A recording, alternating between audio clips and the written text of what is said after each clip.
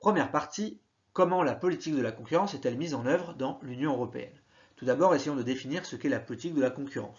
On pourrait la définir de manière très simple en disant que c'est l'ensemble des règles qui visent à garantir un niveau de concurrence satisfaisant.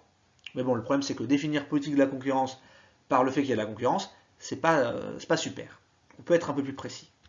En fait, c'est l'ensemble des règles qui vont garantir à ce qu'il y ait une multitude, c'est-à-dire beaucoup d'offreurs, beaucoup d'entreprises sur le marché. Et donc elles seront en situation de rivalité entre elles. Ça, c'est la première caractéristique de la concurrence, qu'il y ait beaucoup d'offreurs sur un marché. Cela s'oppose par exemple au monopole où il n'y a qu'une seule entreprise sur un marché. Deuxième caractéristique, c'est le fait aussi qu'il puisse y avoir des entreprises rivales, concurrentes, potentielles. C'est-à-dire, imaginons, il y a dans votre ville 3 boulangeries, rien n'empêche qu'il y ait une quatrième, une cinquième, une sixième, une septième entreprise rivale, concurrente. Donc là, on dit que le marché est libre, tout le monde peut y avoir accès. Il y a une libre entrée sur le marché. Et c'est ça la concurrence. Le fait qu'il y ait beaucoup d'offreurs et que le marché soit libre d'accès pour toute nouvelle entreprise. Ces deux éléments-là, en fait, empêchent les entreprises d'avoir un pouvoir de marché. Alors, pouvoir de marché, c'est une notion importante quand on parle de concurrence.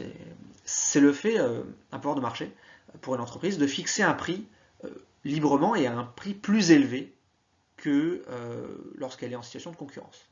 Exemple, une entreprise est seule sur le marché, donc elle est en situation de monopole. Eh ben, elle peut mettre un prix plus élevé, puisque les consommateurs ne pourront pas acheter le bien chez un concurrent, vu qu'il n'y a pas d'autres concurrents. Donc, en situation de monopole, une entreprise a un pouvoir de marché très fort. En situation de concurrence, donc lorsqu'il y a beaucoup de concurrents ou beaucoup de concurrents potentiels, l'entreprise n'a pas de pouvoir de marché trop important. Et donc elle ne peut pas fixer de prix trop élevé. Et justement, quel est l'objectif de la politique de la concurrence? Il est double l'objectif.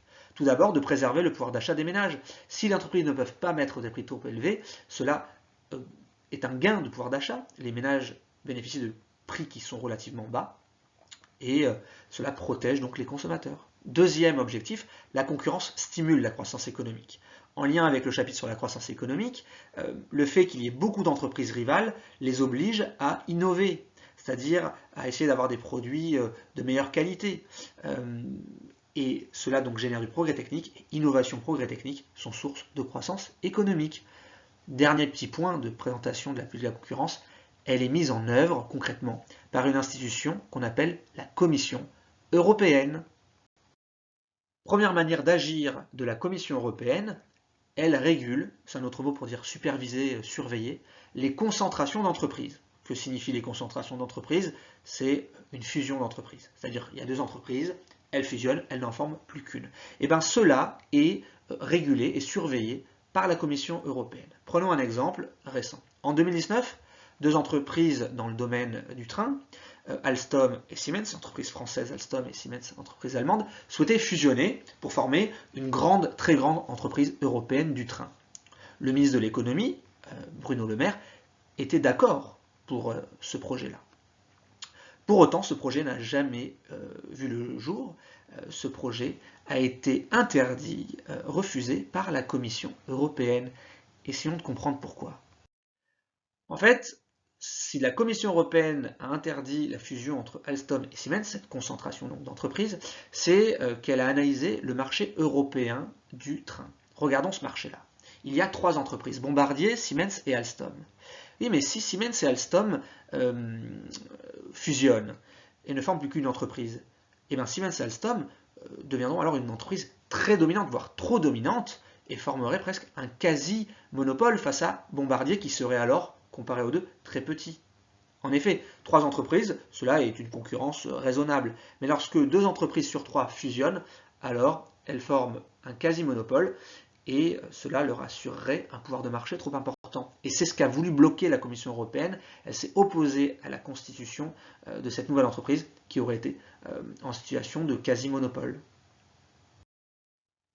Autre manière d'agir pour la Commission européenne, pour préserver la concurrence, c'est de lutter contre les ententes entre entreprises.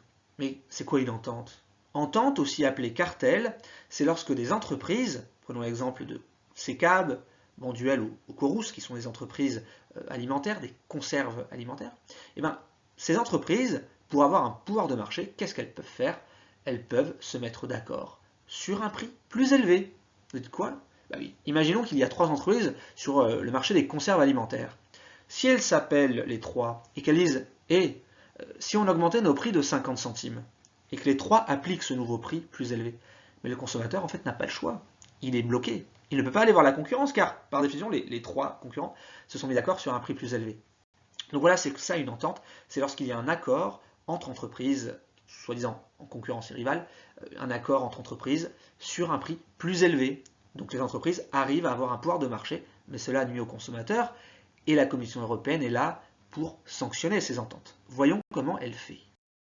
En effet, la Commission européenne a mis au point un dispositif qui s'appelle le programme de clémence et qui est assez futé pour lutter contre les ententes entre entreprises. Essayons de comprendre ce qu'est ce programme de clémence. Secab, Corus et Bonduelle, ce n'est pas un exemple inventé par M. SES, c'est vraiment tiré de l'actualité économique. Et bien, ces entreprises ont été sanctionnées par la Commission européenne. Corus et Secab, au total, ont eu une amende de 31 millions d'euros. Et Bonduelle, par contre, n'a pas été sanctionné. Pourquoi ce traitement inégal? En fait, le programme de clémence, mis en place par la Commission européenne, prévoit que l'entreprise membre d'un cartel qui dénonce le cartel et qui dénonce donc les entreprises avec lesquelles elle s'est mise d'accord, bah cette entreprise-là qui dénonce ne paiera pas d'amende, elle ne sera pas sanctionnée. En l'occurrence, Bonduelle, qui était membre du cartel des boîtes de conserve, a dénoncé ses complices et n'a eu aucune amende. Là vous dites c'est trop injuste, ça se fait pas. Oui, mais je vous rappelle que c'était aussi illégal de s'entendre dans un premier temps. Donc le programme de clémence, qu'est-ce qu'il vise? 2 choses. Tout d'abord, à inciter les entreprises à dénoncer l'entente en premier. Comme vous vous dites que l'autre peut vous dénoncer, vous avez peut-être envie de le dénoncer en premier. Et donc finalement le cartel disparaît.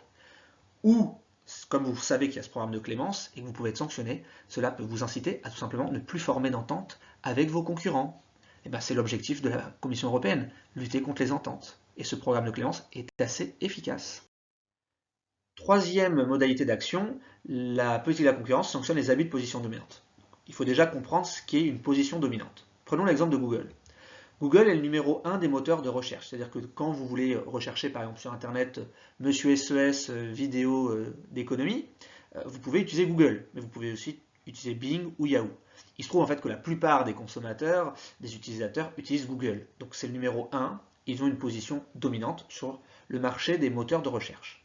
Voilà, c'est le fait d'être numéro 1. De la même manière, Google est le numéro 1 des navigateurs.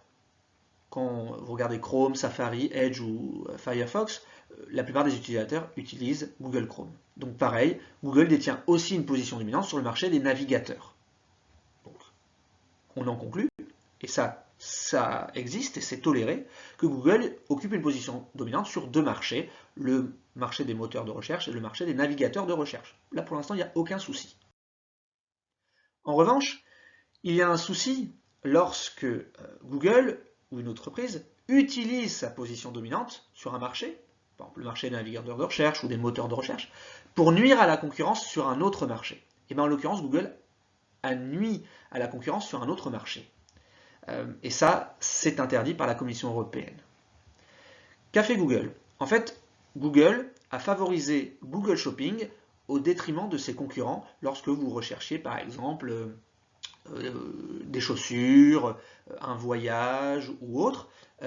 Au lieu de faire apparaître également les autres concurrents, comme TripAdvisor ou Quelcou, Google, qui est justement dominant sur le marché des navigateurs de recherche et des moteurs de recherche, a favorisé Google Shopping. Vous dites oui, mais bon, c'est un peu la même entreprise. Oui, mais non, ce n'est pas le même marché. Donc Google a beau être numéro 1 et en position dominante sur le marché des navigateurs ou des moteurs de recherche, il ne peut pas, Google, favoriser sa propre entreprise, son propre comparateur de prix sur le marché des comparateurs de prix. Cela nuit à la concurrence sur ce marché précis. Et Google a été sanctionné par la Commission européenne. Accrochez-vous bien, le chiffre est un peu salé. L'Union européenne a sanctionné Google de 2,4 milliards d'euros pour cette pratique anticoncurrentielle. Donc encore une fois, ce n'est pas le fait que Google soit en position dominante, c'est le fait que Google ait utilisé sa position dominante sur un marché pour nuire à la concurrence sur un autre marché, en l'occurrence le marché des comparateurs de prix. La politique de la concurrence, donc, elle vise 2 choses, on l'a dit en introduction de cette partie. Elle vise tout d'abord à protéger les consommateurs, protéger leur pouvoir d'achat, mais aussi à générer de la croissance économique due à la concurrence. Pour autant, la politique de la concurrence est critiquée et donc elle a une limite. Bruno Le Maire, vous vous souvenez, était favorable à la fusion entre Siemens et Alstom sur le marché du ferroviaire, sur le marché du train. Pour autant, cette fusion n'a jamais eu lieu. Pourquoi est-ce que Bruno Le Maire était favorable à cette fusion? En fait, Bruno Le Maire et d'autres raisonnaient non pas à l'échelle européenne, mais à l'échelle mondiale. Et lorsqu'on regarde le marché mondial du matériel roulant, des trains, on voit quoi?